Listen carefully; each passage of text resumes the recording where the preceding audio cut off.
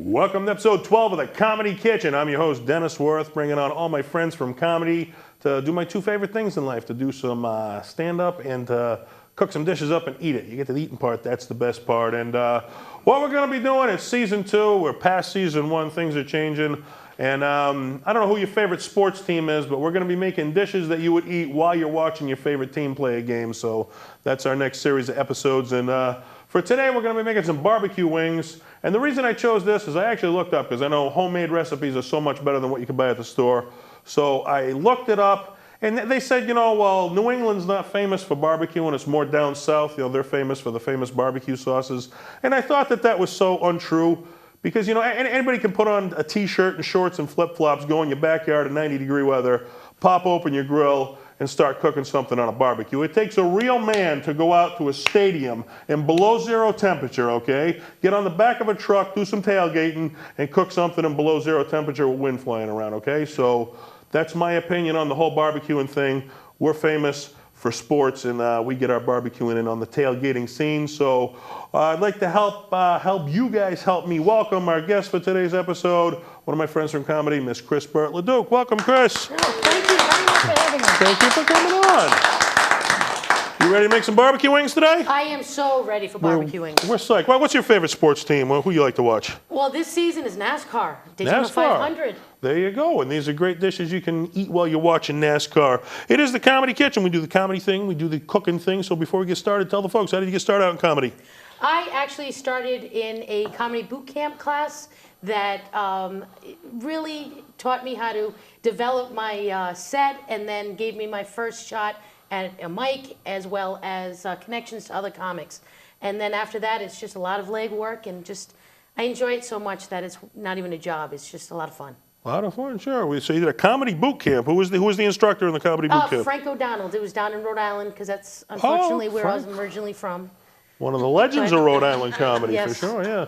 He's getting inducted into the Rhode Island Comedy Hall of Fame soon, I think, Frank is, right? Yes, he is. And good for him. He is definitely a legend on the Rhode Island scene. All right, so we're going to turn on our little burner here to a medium simmer, and we want to get our chicken wings going. So we got some vegetable oil. Why don't you cover the bottom of the pan with that a little bit? And I am going to grab our wings that will soon be barbecue wings. There you go. Throw it right in there. Don't be scared. Wow. We're frying up some wings. We're not going to be scared. All right, then. All right. Going to throw our wings right in there. We're going to get them going. Throw our cover right on top. We already got laughter over there. This is beautiful. I don't know what's going on. But that's what we're here for, to do the comedy and the cooking thing. All right. So once we get those going, tell the folks, all the years you've been doing comedy, what's one of your favorite memories from comedy? Actually, I've been doing comedy for over 5 years now. My favorite set was one I did in Jamaica. It was a lot of fun. They had a guest and crew type of talent show, and I was one of only 2 people from the guests that went up there.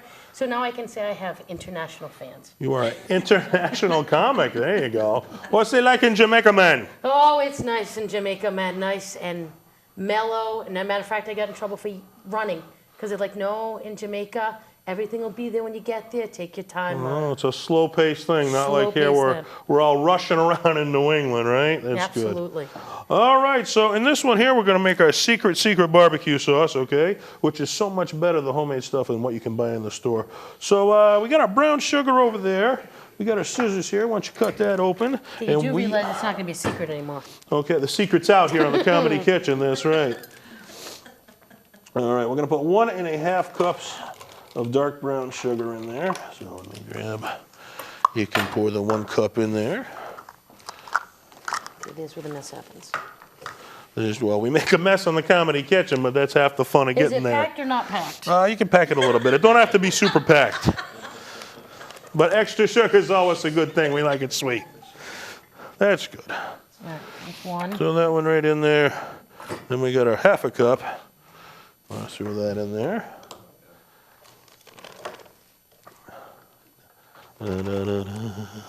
You like the barbecue, Kris? I love to barbecue. Yeah, that's a good tasting food when you get on the barbecue. Oh, yeah. But of course, I do all the preparation. My husband does the cooking, and he gets the credit. So it's so you do all the work, he takes all the credit. How it goes. Absolutely. All right.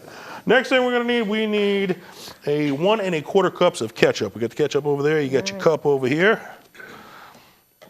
Made a mess. That's a little. We always make a mess. Everybody's worried about making a mess. You cook, you're gonna make. We got the noises going on the Comedy Kitchen. Here was the ketchup, I swear. She was too excited for the barbecue. There you go. All right, there's one, and there's our quarter. We're gonna throw a quarter in there. There you go. And we're gonna start to get that on a low simmer.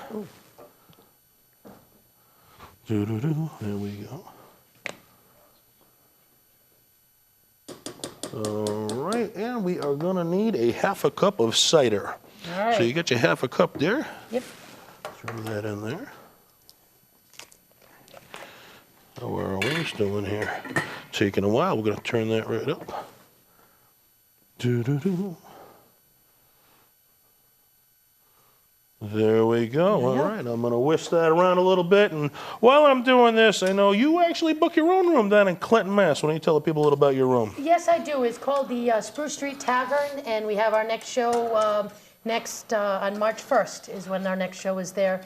I do a show every 3 to 4 months, and I like bringing in a lot of the local talent who don't normally get the prestige that they deserve, sort of like you guys do. Sure, it's always good to bring the young comics up and help them out because people had to help us out when we got going. Absolutely. And it's good to give back for sure. Just trying to pay it forward. All right, so if you're down in the Clinton, Mass area, you want to catch a show, you go to the Spruce Street Tavern and check out one of Kris's shows.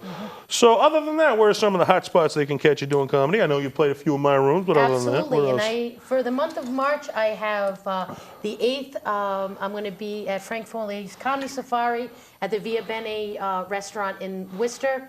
And on the 28th, I'm going to be at Coral Seafood, that's pretty cool because that's a fundraiser for breast cancer. So that should be a lot of fun. Those are always the best shows when you can do what you love to do and give back to a great cause like Absolutely. that.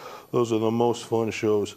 All right, next thing we're going to need is a half a cup of red wine vinegar. So I think you still got the half a cup Yes, I over do. there. There's your red wine vinegar. Glad I brought my muscles. It's already smelling good, and we're just getting started. So maybe I can skip breakfast, so I'm already hungry. I'm ready for lunch. So, but hey, I'm big. I can skip a meal. You know, I got plenty in the reserve tank. All right, that might take you an hour. I think you can take that little plastic cap off there. It won't come off. It won't come off. All right, ready? You insured? There you go. It came off. Now we're rolling here at the Comedy Kitchen. Throw that right in there. Whamma jamma. There we There you go. go. That's the famous catchphrase here in the Comedy Kitchen. I'm known as the Whamma jamma guy. All right, next thing we're going to need is a tablespoon of Worcestershire sauce. You got the Worcestershire sauce over there. We're going to grab our tablespoon over here. You get the fun job of opening everything, I right? guess so. They're like safety sealed, so kids can't get in, and half the time the adults have a little trouble getting in. Exactly. There you go. But it's good. Once we get there, it's just, mwah. There you go. Hoo, hoo, hoo. And now we're looking good. All right. Next, we are going to need 2½ teaspoons of ground mustard. And you had the ground mustard. There it is. All right, so you got the teaspoon. I'll get you half.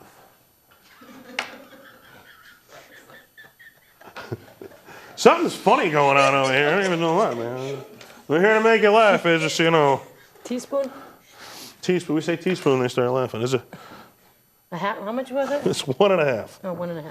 So you had the one over there, so that'll be the half. That's a tablespoon. That's the half. That's a tablespoon. I got you the teaspoon. Don't worry. I'll just do No, three no, of these. this is the tablespoon. Use 3 of those. Now you're thinking. That's like high school mathematics right there. All right. And we're going to whisk that up a little bit. All right, I know in comedy, every night is different, and that's half the excitement. Some nights are better than others, and sometimes you hit the drunks, you hit the hecklers, and even whether it's a comedy friend or something that happened to you. What's one of the craziest things that ever happened to you in comedy? I would have to say the craziest thing that ever happened in comedy was a weird room that I had done. Because you were centered, and half your audience was to the left, the other half of the audience was to the right. So if you were gesturing, you had to gesture this way, then you had to gesture that way, and it just added like 12 minutes to my set, which was only 10 minutes long. You never know what's going to happen with the crowds in comedy out there. It's always good. But that's half the fun. You don't know what to expect. If it was the same night over and over, it would get boring and you wouldn't want to do it, would you? That is true. That's definitely true. All right. What else we got coming up? We're going to have to break up our chicken wings a little bit here to get them... Ooh. You hear them frying? Oh, yeah. Psh. See, they're doing construction across the hall, and they were worried some of the sounds would get on here. And now, hey, I'm worried some of our sounds are going to bother them because they're going to start smelling the chicken wings, and they're going to come over here and say, hey, we're doing construction, but we'll take some chicken wings, Absolutely. man. That's good. All right, we need 2 teaspoons of paprika, what you got over there in your little bag. And we got scissors if you need them, or you can rip it open, however you want to do it. A lot of chatter going on in that studio audience over there. They're all excited. 2 teaspoons? Yes, ma'am. All right, so that'll be 4 of these. Look at your teaspoon here. All right. Or you can put 4 of those. Or you can put half of these. Or however you want to do it. Whatever gets us there, Kris. Exactly. Exactly. There you go. So, all right, we're going to need 1½ teaspoons of salt. You get your salt over there. And I'm just going to keep on mixing. 1½. What are Why some didn't of I your... have to open this one? See, that one we used on a previous episode, so we're good. What are some of your favorite things to barbecue? I am actually into smoking. Smoking, oh yeah. Yeah, I Good make my smoke. own. I make a dry rub and throw it in the smoker for several hours, usually while I'm out playing golf, and then come back and enjoy. There you go. Smoked ribs are one of my favorites. You can Yes. smoke up some ribs. That's some good eating right there, boy. All right, we need 1 teaspoon of black pepper. You got your black pepper over there.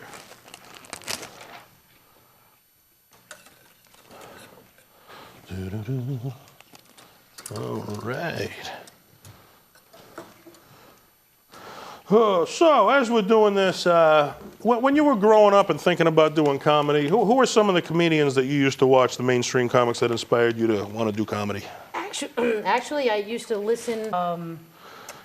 Bill Cosby. Classic? Absolutely. And then, when I get a little older, I was getting into the Eddie Murphy, and of course George Carlin. He's a legend George of Carlin. comedy, right? Bill Cosby did it clean. That's not easy to do clean comedy. It's, No, when I found that out. I started off being really clean and wasn't getting booked, so I started putting a little bit more of an edge into it, and then started. You got to getting- find the fine line. If you're too edgy, they don't want to book you. You're too dirty. If you're too clean, you don't get all the laughs that you might get. So That's it's a true. double-edged sword. So what are you gonna do? All right. So on the local scene, who are some of their favorite comics on the local scene to work with? A great guy. His name is Dennis Wirth. No, kind of add that in. Thank come you. on. But yeah, Sarah Blodgett. I really like going to see her shows, even if I'm not doing it. Ellen Machado. She's another one of my the girls that I aspire to be like. There's so many comics I couldn't possibly name them all, but it's a great group of people. Not only to have them help you and you help them, but just the camaraderie when you're sitting behind, in the green room during a show. It's just a lot of fun. There's a lot of comics and young comics coming up on the New England scene, a lot of funny ones, and she mentioned a few, and you could go on and on because there are so many, but certainly I enjoy having you down my rooms. If you want to check out my website, it's www.denniswirth.webs.com. Joke in the Box Comedy Clubs, and we're all out Central Mass, New Hampshire. We're gigging anywhere you'd want to gig. All right. So what you want to do to this here, we're going to bring it to a slow boil just until you see the brown sugar. It dissolves, and once it dissolves, you get it to a boil, then turn it right down, and it's just about starting to boil there, which is good. How are our wings doing? All right, not too bad. I think we might need to flip our wings. You want to flip some wings? I'll flip some wings. All right, you can be the official wing flipper.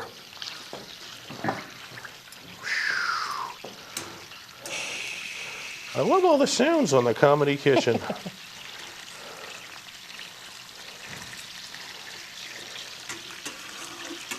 All right. Comedy and cooking too. See that? Those are my two favorite things. I love to eat and I love to tell jokes. So, what better show to put together than the Comedy Kitchen? Absolutely. So, going forward in comedy, what are some of the spots that you hope to play someday? Well, I've actually done Foxwoods a few times, but during the week type show. Yeah. And I'd love to be able to go there and at least feature or open the show for some of the more popular, Bigger famous names, comics. sure. But, you know, I enjoy doing the local scene. It's, you know, because your friends can come and you're not bombarded with autograph seekers. You ever been asked for an autograph? No, I haven't. I had once, and I was just, why would you want my autograph? I'm like, hey, you know, I was flattered, I can tell you that much. All right. All right, we got that to a boil, so we're going to go ahead and turn that down and let it just simmer a little bit here. So getting toward the end of the episode here, as you go forward in comedy, and once you're done, years from now, you look back, what do you want to be remembered for? What are your goals in comedy? What do we look back and remember Kris Bert LeDuc for in comedy? Well, first of all, I want to be known as being funny. That That's counts?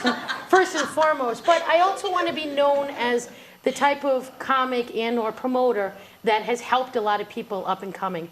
And I figured if I can help them now, later on, they can throw me a bone and help them. That's a famous Gilbert Gottfried line. He judges comedy shows, and he'd say, you know, I may need you to give me work later, so I'll give you a good judging. But you're right, it's good to give back, and I think one of my favorite ones was Rodney Dangerfield. Yes. He did so much for comedy, making you laugh, but aside from that, he brought up Roseanne Barr, Sam Kinison, Yes. Louis Anderson, Andrew Dice Clay. I mean, all the comics that we watch today, Rodney's responsible for giving them their break in comedy. Another guy, Jeff Foxworthy, did the Blue Collar Comedy Tour. You didn't know Ron White, you didn't know Larry the Cable Guy, you didn't know Bill Engvall until he gave them their break. So it's always good to give back and help people out, and certainly we do that on the local scene also, so that's always a fun thing to do. Who's one of your favorite up-and-coming comics you think has a bright future ahead of him in comedy? Besides yourself? Besides myself. You know what? It's really, honest and truly hard to pick one. There's been, sometimes I've gone to different shows that they had the guys, it's their first time out there, and you would think he was been doing it for years. And then you have others that, with a little bit of polish, they can be headliners within, 3 or 4 years. And you never know. You never know. You never know. Never know what's going to happen. All right, what we're going to I'm do? actually trying to get my son involved with stand-up. Really? Yeah, I know it's kind of strange, but he's in his 20s now, so we can get into the bars. And That counts? yeah, that kind of helps. He did one set down in Rhode Island for another person who helps out comics, which is John Parada. He's Very like good the helping him ultimate out, person that absolutely. helped out in new up-and-coming comics. And he gave him his first shot, and he's looking to get more mic time. So I want to work with him a little bit because he just needs a little bit of polish. And then he'll be headlining for me, I think, within months. Really? He's very, very funny. Up and coming. Keep an eye out for him. Maybe we'll get him on the Comedy Kitchen. Does he like to eat? Yeah, he's See my how it son. goes. You never know. Hey, what? It runs in the family, right, Kris? Absolutely. All right, here's what we're going to do. We're going to grab our little Tupper bowl over there, take the cover off.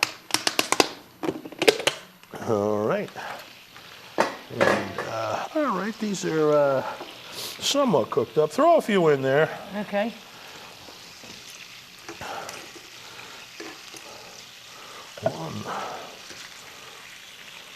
What do you like, the legs or the wings? What's your preference? Food. Either one, just you like me. Whatever you serve me, that's what we'll go down with, man. We'll go in the middle, get some more heat on them. Get a few of the well-done ones. There's a couple here. Maybe throw them in there. We'll keep the rest of cooking. Yep. All right, rest are going to keep cooking.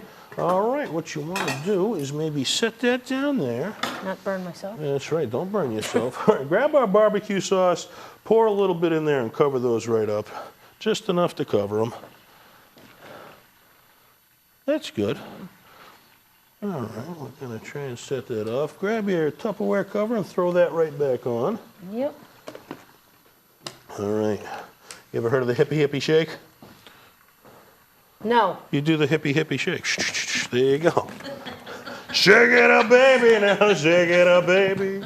Twist and shout. All right, take the cover off of there. All right, you're going to pour them right in here. I want to share. Nobody wants to share food. You want it all for yourself. We make a mess, Kris, don't worry.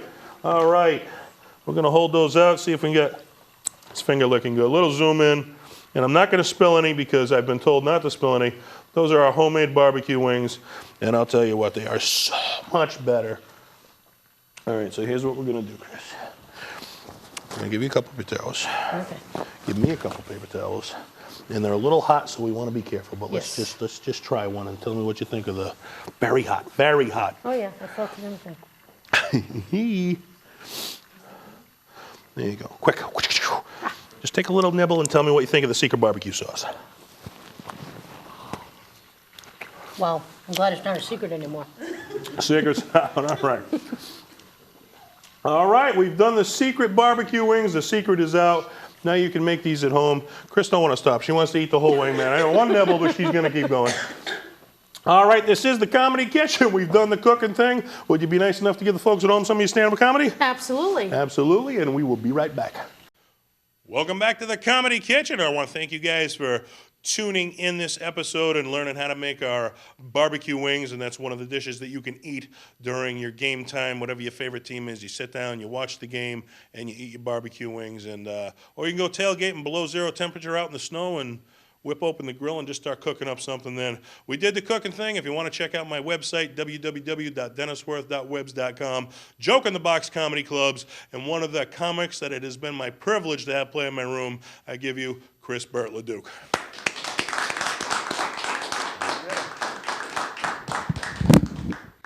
Thank you very much for having me, Dennis. Well, my name is Kris Bert LeDuc, and I'm addicted to the Olympics.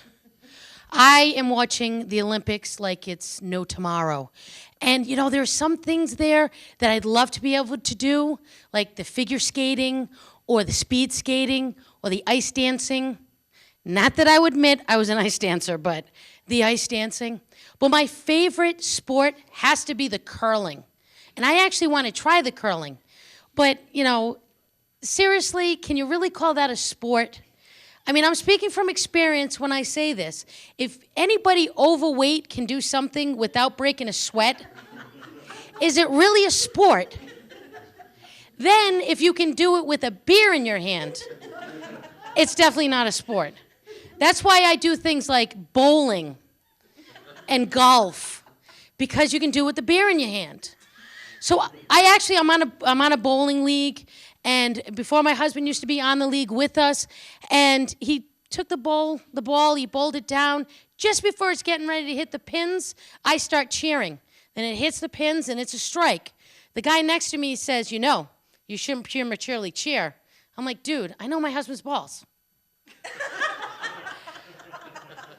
And then you have golf. I played a lot of golf last season, and I can't wait for the snow to go so I can play golf again. And I actually knocked 6 strokes off of my handicap. And I was so happy, but here's how I did it. I instituted Kris's rules, okay? You have the rock root rule. If my ball falls anywhere near a rock or a root, I can pick it up, throw it down the fairway, no penalty. Then there's a splashdown place. If my ball lands in the water, I take a new one, throw it on the fairway. After the penalty, after the water, no penalty. And then there's the Britney shot. Oops, I'm hitting it again. But actually, you know what? I am excited to be here because I'm actually out celebrating my birthday tonight. Yeah, I actually am. But it was last month, but it was a big one, so I'm celebrating it all year long. I turned 39 for the 5th time. Yeah. Started looking at myself in the mirror, started seeing the grays coming in. So I turned to my husband and said, honey, time to start coloring the hair. He's like, no, don't do that. I like it. It's cute.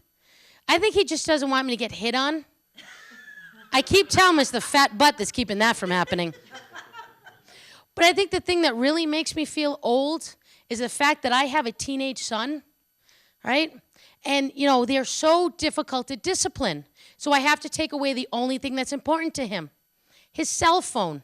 I took his cell phone away. He threw a temper tantrum that'll make any 2-year-old proud. He's like, Mom, what happens if someone sends me a text? I said, pick up the house phone, call them, see what they want. But Mom, they're going to think I'm a geek. I'm like, honey, you're on the robotics team. They already think you're a geek. Actually, when he went off to college, right, the only way we can communicate is via Facebook, right? So every time he would put a status, I'd have to comment because it's my God-given right as a mom to embarrass him. So he put something about no strings attached, no commitment is a good thing. And I said, aw, did my baby have his first one-night stand? He picks up the phone, he calls me. He's like, Mom, how did you know? You know what? There's some things moms just don't need to know. Yeah, but I do worry about him because I remember what I did when I was that age, and my parents were smart. They sent me to a Catholic all-girls high school. So I was taught by nuns, right? But I was also a child of the 80s, so I got into the hair bands, and I had Twisted Sister written across all my notebooks. The nuns looked at me and went, we're not going to take it. Cafeteria actually had a jukebox that I would go in there every day at lunch. I put my money in. I hit 119. Billy Joel, Only the Good Die Young. Till the nuns realized it was about losing your virginity. Yeah, that jukebox was out the very next day. But the most incredible thing was 8 days after I graduated from high school, I went into the Navy, right? So I went from nuns to drill instructors. What a relief. First time that drill instructor was yelling at me, I started laughing at him. He's like, what's your major malfunction, recruit? I'm like, dude, I just came from nuns. You got nothing. But seriously, I'm very proud of my Navy service. I did 2 tours in the Persian Gulf, 1 during Desert Shield, 1 during Desert Storm. I actually lived in Hawaii for 5 years. I rode a horse in the outback of Australia. But the thing that I am most proud of is I have been drunk in more countries than most people can name. All right, thank you very much. Really enjoyed being here. Thank you at home for tuning in. Thank you, Kris, for being on the show. Until next time, folks, remember, eat well and laugh well. Good night.